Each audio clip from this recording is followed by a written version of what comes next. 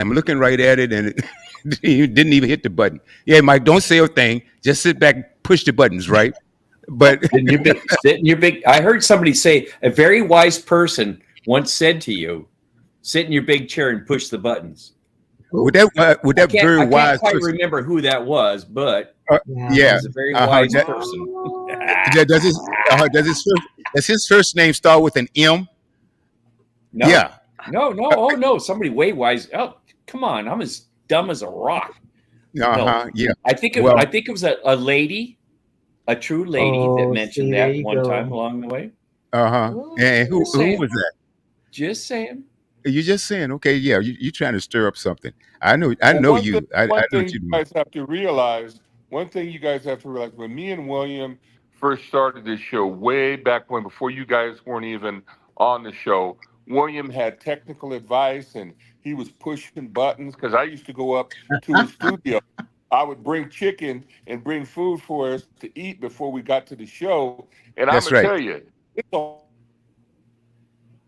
Oh, you're goings buffering. on when William does this, turn this up, turn this down. Believe me, there's no way I could do it. I said, William, I don't know how you do it, brother. So if you miss, one little dial here or there, hey, that's not a problem because I'm telling you, it's a whole lot of things going on that he has to do, to keep the show going. So I take my hat off to him. Thank you, Dr. Dimmer. At least someone sticking up for me. I appreciate that, brother. No, it's a lot, man. And then if something goes wrong, it's like, oh my goodness. Hey, then I have to call in. I'm thankful now that I have Cave in here because, boy, he handles all the technical stuff behind the scenes, and he does a great job with the flyers and everything. So, Cave, if you're listening, thank you so much for that. But Caven it's is outstanding. outstanding, outstanding. I've got a clip that I'm gonna play for you guys, and then we're gonna have a little fun coming back after this. All right, hold on one second. This is something that I found. Okay, I found this. Let's do this right now. Let's see if we can get this thing going here. Okay, bear with me. This case right here. There was a show that used to be called "The World's Dumbest Criminals." Uh, Oh, but gosh. this one right here. Like, Actually, I'm pulling into my doctor's office. So, just give me Jeez. 1 second. I'm parking right now. I don't even know why he would do that. A Michigan judge was left astonished after a defendant with a suspended license appeared at his virtual court hearing while driving. The now viral incident has taken social media by storm since the Honorable Cedric Simpson's YouTube live stream showed Corey Harris joining the May 15th Zoom call as he finished parking his vehicle. Assistant Public Defender Natalie Tate for Mr. Harris, who should be present in Zoom. Mr. Hello? Harris, are you driving? like, Lord. Actually, I'm pulling into my doctor's office, actually. So just give me 1 second. I'm parking right now. In other words, he's driving. Yeah. On a suspended license.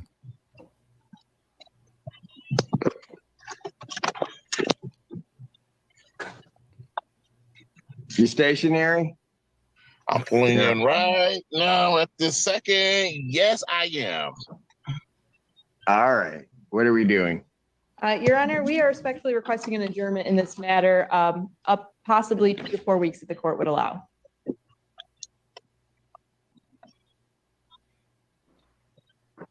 Come on, Judge. Okay. Do the right thing.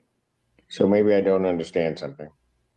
This is a driving while license suspended, Right. That is correct, Your Honor. and he was just driving, and he didn't have a license. Mm. This Uh-oh. this is the As moment. with the charges, Your Honor, yes.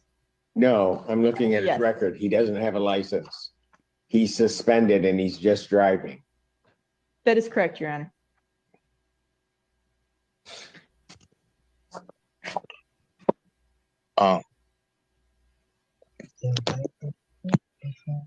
Hello? Hello. Oh my 1 goodness. minute, Mr. Harris. I don't even know why he would do that. Judge Simpson proceeded to revoke Harris's bond and ordered him to report to the Washtenaw County Jail that night. Per CNN, Harris, who was reportedly charged with driving on a suspended license back in October 2023, has a pretrial hearing on June 5th. His public defender had no comment when contacted by the network. So defendant's bond is revoked in this matter. Defendant is to turn himself into the Washtenaw County Jail by 6 p.m. today. Failure to turn himself in will result in a bench warrant with no bond. Mm.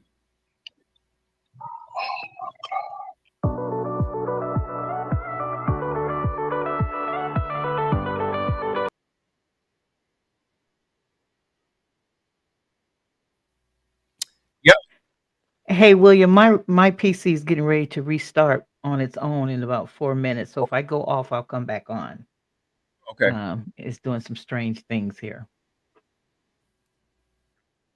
But I'm here for now.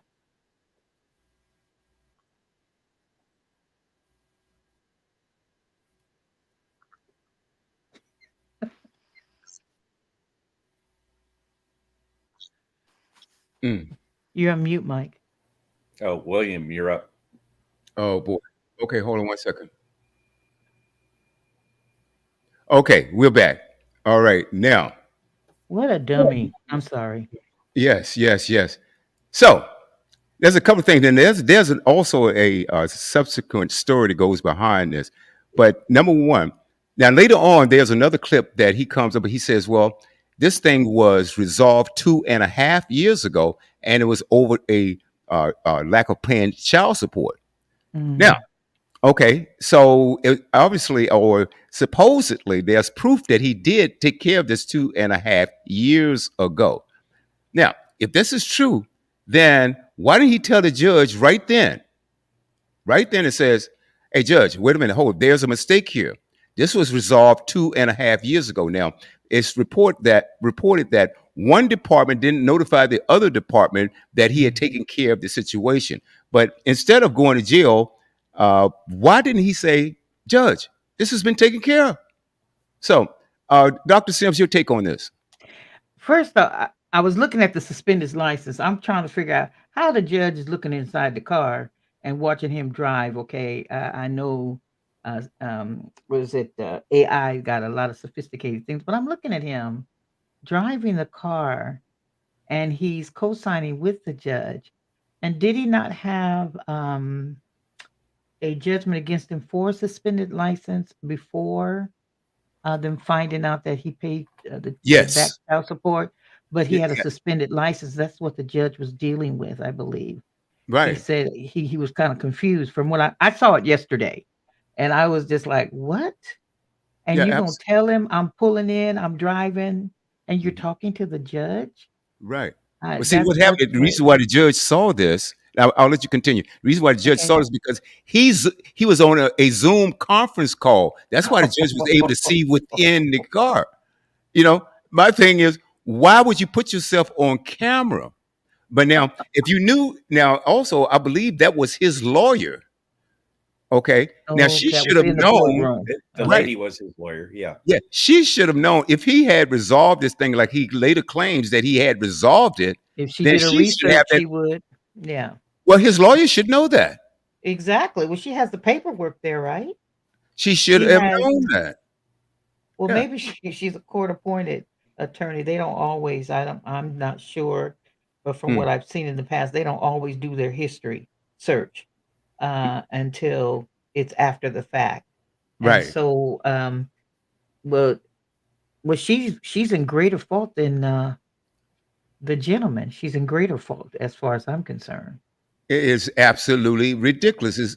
I don't understand it. I do not understand it. So, I want to believe his story that, hey, I took care of this 2.5 years ago. But Mike, if it's already been taken care of, then you should know whether your license is still suspended or not. And if you're going in front of the judge, then you're supposed to bring your evidence with you that, hey, no, this is taken care of, judge. This is definitely taken care of. So I'm a little reluctant to believe his story that it was taken care of 2.5 years ago. You're going to court. Okay, you know what you're going to court for. Then, and you're supposed to be along with your lawyers defending yourself.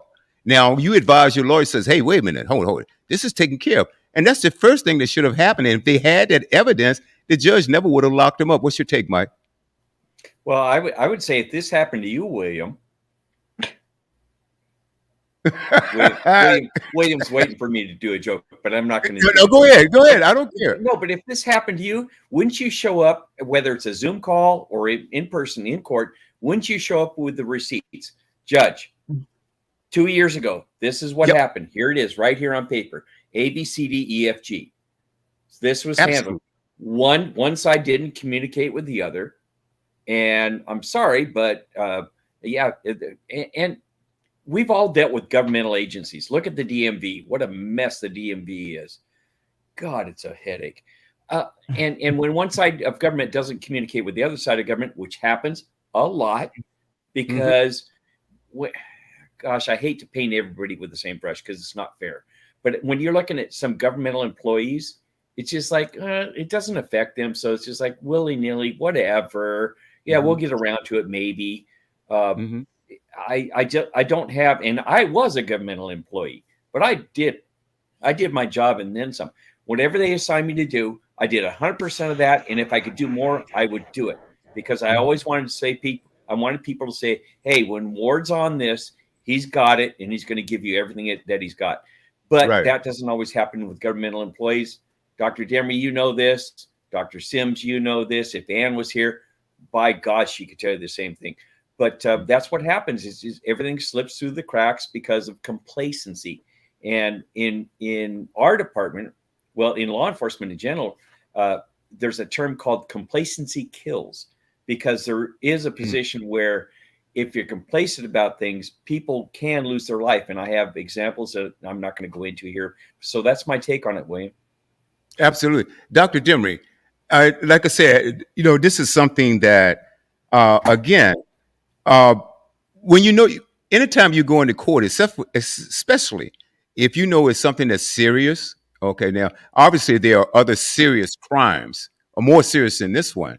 But number one, if you know that you're under a suspended license, or you have a suspended license, why in the world would you zoom in? Okay, so the world can see you, and again, he should know whether he had taken care of the situation or not. If you had taken care, just like Mike said, you come and say, hey, judge, here's my receipt. Okay, this was taken care of. It's been thrown out. And I agree with you, Mike. Governmental agencies, they are some of the worst. And I think that a lot of them are just there to get a paycheck. They don't care. I'm sorry to say, but it's true. They're rude. In many cases, they are very, very rude, right? And like you said, the DMV. Pick any other agency you want, okay, dealing with them. Let me ask you about this, Dr. Demery. IRS. IRS. Oh, my God. I struck a note with that one, didn't I? Yes, you did. Yes, you did. I've dealt, believe it or not, because I had a situation with the IRS not too long ago, and some were just nasty. And then I ran across some that were very, very nice, and some that were very helpful. It just depends. It's the luck of the draw who you get. Okay. Hey, Dr. Demery, tell us about the VA. Do you find that they are kind? Or do you find how has your experience been with the VA? Well, let me comment on this individual. I'm learning from my wife, who is a therapist. She's a licensed therapist, by the way, and I'm giving her a plug. She's an LCSW. She just got her license. She is licensed with the state. What I'm learning is that from a psycho-spiritual side of this thing, we don't know what this individual's background is. When I received the Holy Spirit, one of the gifts that I got was discernment. When you look at this guy, he ain't the sharpest knife in the drawer. So, poor fellow, we don't know what his background is. We don't know what he's been through. We don't know where he's been. So I think before we begin to pass judgment on this individual, we need to consider the fact that he may have, like was said, a bad lawyer. He may have had a bad situation. He may not be entirely intellectually capable of handling his case. We don't know. So, and I'm not giving him the benefit of the doubt either, because if he has a license, he or had a license, he at least passed his driver's test at some Mm, point, so he has some mental capabilities. But I am just looking at him, like I said, and I don't say this lightly and not to make fun of him. He ain't the sharpest knife in the drawer. You know, he ain't the most mm, colorful crayon in the group. But we need to mm, consider, all of the factors surrounding his psycho spiritual situation. Now, to switch to the VA, I know I have talked to some individuals who have had some really bad experiences with the VA. I cannot say that. I will tell you, and my wife is a witness, the VA has treated me like a king. I mean, anything that mm, I want, matter of fact, more than I want. I mean, they've given me a wheelchair, they give me all my meds, they give me more services than I even need and I ask for. So I have had a wonderful experience with the VA. Maybe it's because I was an officer, maybe it was because of this and that, I don't know. But I can tell you Mhm. one thing for sure. When I went into the ER just this past week, my wife took me in because I blew my knee out, and Ooh, it's bone on bone, so I may have to have a knee ooh. oh, ho, replacement. ho, yeah, gotcha. Oh, mm, I was in and out of the ER in under an hour, right at about an hour. How many people can go into the ER and they can get in and out in an hour? I mean, I was out in an hour and a half. Got my x-rays, Mm-hmm. got seen by a specialist, got seen by the nurse practitioner. So I can't speak for everyone because I know some people have had bad experiences with the VA, but I can tell you, the VA is a system of government and it's like a sleeping dragon. You can walk around it, you can walk past it, but once you awaken it, it begins to breathe fire and it will work for you. And I can tell you, it has come awakened for me, and the VA has treated me like a king. I mean, I feel like royalty. But I can't say that for wow. everyone because I know some people have had some bad experiences. But William, they have treated me like gold. I cannot complain one bit. They have gone above and beyond the call of duty in terms of servicing me and helping me out. I'm glad to hear that because I've heard some stories just the opposite. But Mike, a lot of that, Dr. Sims, brother, a lot of that goes to who's running that particular department or that particular office because the employees they are a mirror of the management. If you've got good management, and Mike, you could probably say this about your department also. If you have good management that follows the rules, okay, then they set a precedent there. It's all Okay, trickle this down. is Yes. it trickles down. Conversely, Dr. Sims, if you have, say, a bad apple that is running any particular department, whether it's the sheriff's department, whether it's the VA, whether it's DMV, whatever it is, and like Mike said, it trickles down. So some people that I've heard bad stories about veterans not being treated properly in certain areas, and it could be like the upper management they don't care, and so They don't train their staff. They don't, ah, and a lot of these people, and I'm glad Dr. Demery had uh, A plus interaction with them. My father did not, and he was military. But mhm, sometimes it's based on what happens when you came out of the military. mhm, My father was done very badly during that time, and there was still a lot of racism and things like that. But that's no here or there. But he had, because of the neglect of the VA, he got on drugs because of the pain mhm, that he suffered in his body. mhm, And of course, drugs make you do certain things, right? Act out of sort and what have you. Now, a lot of our veterans have illicit drugs out in the streets because they are not medically serviced mhm, in the VA. And so when my dad did go, um, they treated him like trash as far as I was concerned. mhm, mhm, And like I said, you have, like you said, some have good days. I mean, good time. I mean, a good appointment. Then you have some that they just look at him like they size you up by way you look. And this is a problem I'm having what people do when you walk in there and they kind of size you up. And this is anywhere, actually, anywhere where Hmm. people are needing to get a Oh, you froze up. Sorry, you froze on Dr. Sims. Okay. Hey, Mike. Yes, she's so right. And Doctor, I'm sure you catch back up, Dr. Sims. Her screen froze on us. Mike, and again, let's say you have uh, nothing but good things to say about the department you worked for. And so I'm Oh yeah, assuming, because the trickle down from my department was there was honor and integrity at the very top, and they demanded that of the people beneath them. I can Mhm. honestly say I worked for 5 sheriffs, and they all demanded that you do things the right way, or you're not here anymore, or at least you're disciplined somewhere along the way. I was on the board of discipline for gosh, I think 5 or 6 years, and we okay. fired deputies, male, Mhm. female. We fired them for their bad behavior. If Dr. Sims comes back on, break away from me and give her back her time, please. Of But course. no, no, you were trained, you were told, you knew what you're doing. You Mhm. disobeyed policies, practices, and all that. And yeah, we're going to discipline you or we're going to fire you. And that's the way it is. And that was my experience with my department. Now, you go outside to different departments, police departments, and other sheriff's departments. It's not that way. But I can tell you from the 5 sheriffs I worked for, it was always about doing the right thing the right way. And if you didn't, then you were gone or disciplined at least. And let me get back to the VA real quick here. If Dr. Sims comes back in, please break away from me. Of course. But my ex-wife, who I still dearly love, we had 30 wonderful years together, and circumstances changed. But she worked in the private sector, and she spent the last 25 years of her life, 20 to 25 years of her life, working for the VA here in Loma Linda. The Wow. Loma Linda VA was ranked almost number one as far as VAs go years ago, and now it's rated almost at the bottom.